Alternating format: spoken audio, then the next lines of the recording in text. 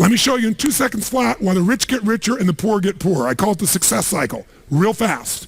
Draw yourself 4 squares, put them up on the screen here. You'll see, as I do this, take a quick look. You'll notice you've got the word potential up in the left-hand square. Up in the right-hand square is the word action. Bottom right is the word results. Bottom left is the word belief, or another word for that would be a sense of certainty. Potential, action, belief, results. And notice there's arrows in a clockwise fashion where they just keep feeding each other over and over and over again.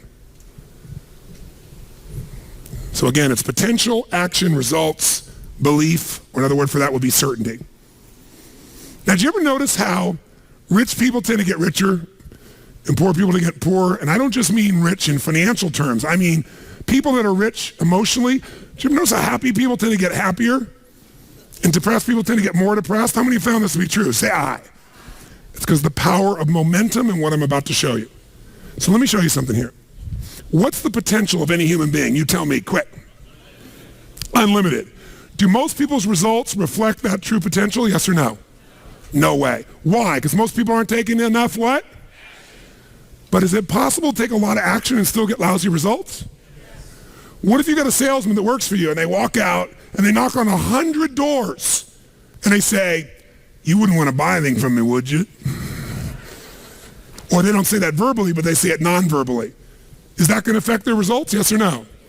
So it's not enough even to take enough action, because when we believe it's not going to work or we're uncertain, does that affect how much of our potential we tap? Yes or no?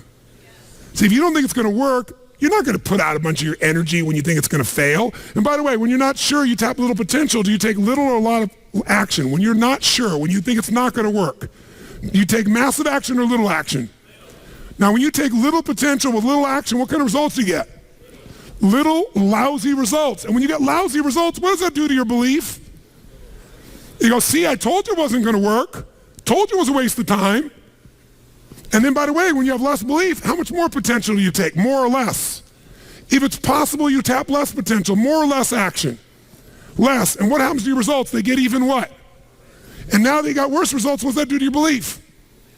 And by the way, now you see the current economy. Isn't it true?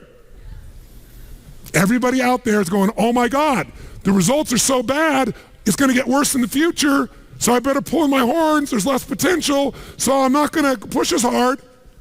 I'm not going to take much action. Oh my God, I'm getting lousy results with little potential action. Oh my God, it's going to get worse.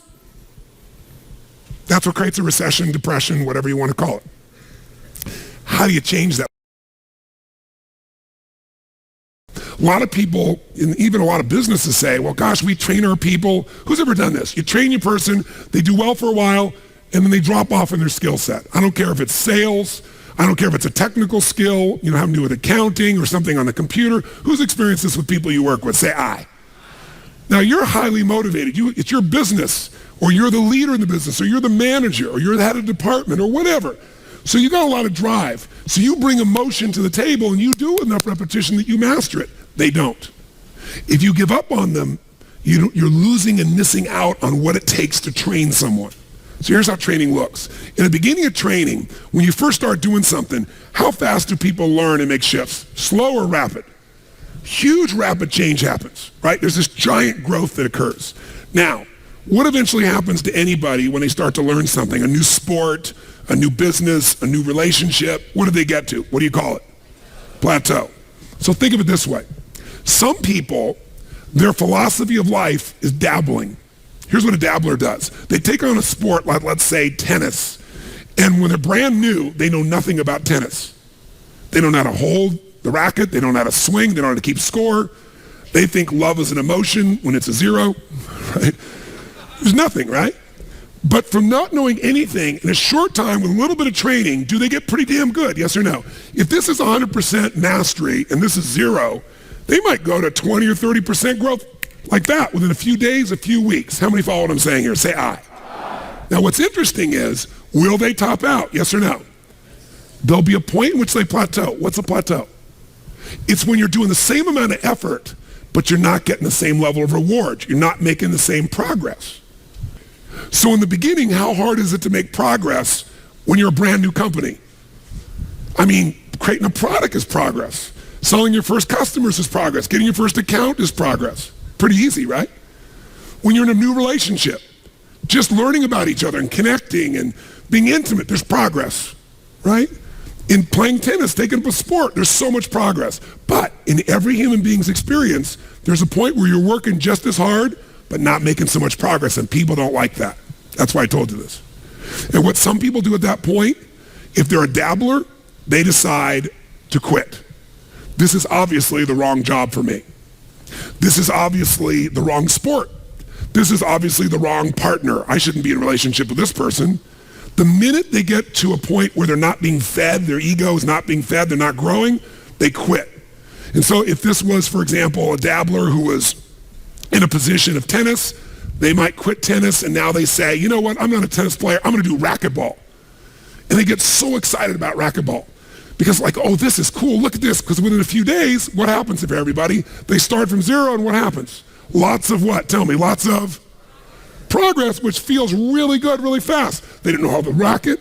They didn't know how to turn. There were walls all around them and a ceiling. In a few days, bam, they're smashing off the back wall and the side wall. They're doing things Z's. And I mean, it's really cool. Plus, they get a new outfit and stuff, so they look cool. They got goggles. They joined a new club. There's all this progress and stuff. So guess what? Grow, grow, grow, grow, grow. Everything's great, great, great, great, great. But eventually, who knows what happens? Eventually, they hit a plateau. And guess what? Rather than training themselves further for mastery, what do? They say it's the wrong sport. I shouldn't do this. I shouldn't be a racquetball player. And if I was going to show you as an example, let me grab this real quick. If they've gone out and they've made all this progress, they're real happy. They go, go, go. They're growing, growing, growing. Boink, they hit this plateau. Wrong sport. Not a tennis player. Go up like this, boink, racquetball, all of a sudden, working hard, not getting a result, wrong thing, wrong relationship, wrong job, wrong mission. So then they go out and play golf and they go, boom. They don't even get the progress. And they go, I didn't need to use the F word that many more times in my life, right? You know, different piece. Now that's what a dabbler does. And by the way, dabblers by their nature are unhappy. Think about this. Even with all the economic challenges that exist, most people in North America for sure have a better quality of life than 95% of the planet. 95% of the planet is living on what? How much? 2/3 of the planet, I should say, is living on $2 a day. Your worst nightmare is somebody else's greatest dream. Most of the planet's greatest dream. Your idea of economic downfall is somebody's dream. That's the truth. And so what happens, though, is, would you agree we have more choices, more freedoms, more opportunities today than any time in human history, yes or no? Yes. Are most people happy? Is their happiness tied to the quality of life they really have? Because we're a world now that's shallow. Most people are dabblers. They try something for a while, doesn't work out, they do something else. Now, you wouldn't be in this room for 5 days if you were a dabbler, but how many of you got to deal with some of these dabblers out there? Say aye. Dabblers are the people you want to make sure you keep off your team or get off quickly because they're going to quit anyway. And the time, energy, and effort it takes to train a dabbler is the same energy you could have a platinum player. And we're going to show you some ways to do that later on. But let me show you another path for a second before we show you the rest of the training effect. Let's take the path of what I call a stressor. Here's the stressor's philosophy. I find the way. Who can relate to this? Say I. I'm going to find the way, I'm going to achieve it. So they take up a sport like tennis, and it goes like this, and they're doing really, really well, and it's going really great, but eventually, boink, they hit a plateau. Here's the difference. Does the stressor quit? Ever quit? Yes or no? Absolutely not. What does the stressor do when it doesn't work out? What do? Do they settle for it? What if they actually get a little worse for a short time? What happens? They really get stressed when they go, screw this, I'm going to find a way, I'm going to break through, I'm going to learn a book, I'm going to find someone, I'm going to get a coach, I'm going to make this thing happen, I'm going to find a way, I'm going to find whatever it takes to make this thing happen. Poosh! And they break through, ladies and gentlemen. Come on, they break through, ladies and gentlemen. Who knows what I'm talking about here? Say I. And by the way, they break through and all of a sudden they start making progress and they're so happy and all of a sudden guess what happens? Boink. And they go, damn. How the hell, well, how could that happen? I've been working my tail off. I just had this breakthrough. I just worked through this thing. I just fought through it. But by the way, do they hit another plateau? Yes or no? So what happens here? Do they give up? Do they quit? Do they go, it's the wrong sport? What does the stressor do? They stress out. Shit, I'm gonna find a way. I'm gonna make this thing happen. I gotta make this thing. Come on, figure something out. Let's find this thing. I'm gonna work hard. I'm gonna make more calls. I'm gonna make this thing happen. And all of a sudden, eventually, what happens? Poof! Ladies and gentlemen, they break through again. Come on now.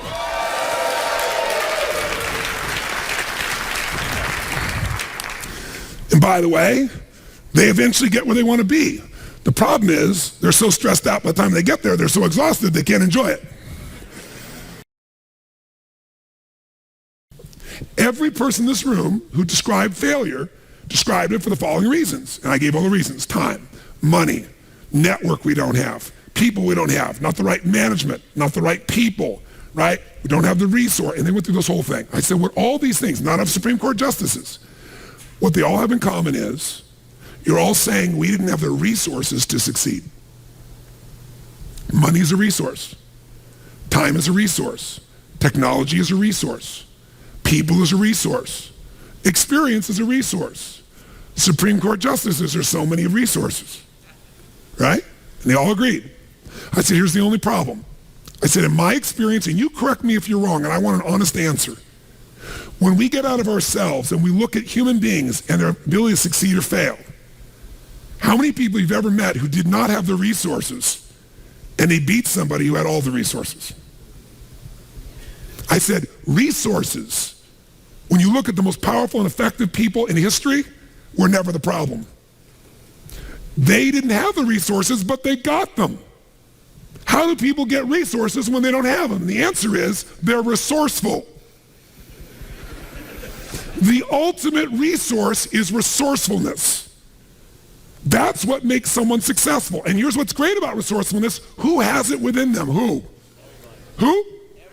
Every human being, but the question is whether you access it or not. Now, strategic innovation is different than just constant, never-ending improvement.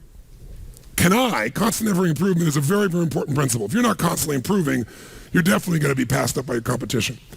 But if you're thinking about strategic innovation, what it really means to me is rewriting the rules for competition within an industry, within an area. When you change how people compete, when you change the rules, you take over that industry. You shift completely the game. So in my industry, the vast majority of people spoke and still do for 1 to 3 hours, which many of you yesterday wish I was one of those people. But that's usually it, because what it was is about inspiration, right? It's inspire people. And what happened for me is 90% of them are an hour or 90 minutes. And I was like, it's wonderful. That's a useful tool. But, inspiration is like motivation. Motivation's nice, and it's like a bath. It doesn't last, but you still take a bath every day. But my view was, how do I get people into immersion? How do I put people in an experience where their life really changes? And so I changed the game, and people never even considered saying, we're going to do 3 or 4 days and nights where you're going to go 50 hours. No one will sit there. They won't sit for a 3-hour movie that someone spent $200 million on. But I changed the game. I changed the rules, because once people got the result, even if in the beginning it was tough on them, by the end, the level of transformation was so huge, it changed the rules, it changed the game, it changed the size, it gave me a brand, it let me dominate an industry. Because when people walk up to me throughout my life, the number one phrase, you can see me anywhere in the world a dozen times a day, not in a seminar, just walking around, is, oh my God, Tony Robbins, you changed my life. It's like, I always say, you changed, but thanks for the credit, I'm glad I helped. But they'll say that like clockwork, every single time. That's different than I like your product. That's different than I enjoyed your seminar. You changed my life. That changes the rules for competition. That created a different way of competing. Now, I didn't do it to compete. I did it because my passion was I love people, and I don't want them just to be inspired for the moment. I want to make sure they really have the tools, the skills, the ability, the shift that creates a lasting change in their life. And I wouldn't settle for anything less. So you don't have to do it to compete. You strategically innovate because you're obsessed with meeting the needs of your clients. Is it the single most important skill in life?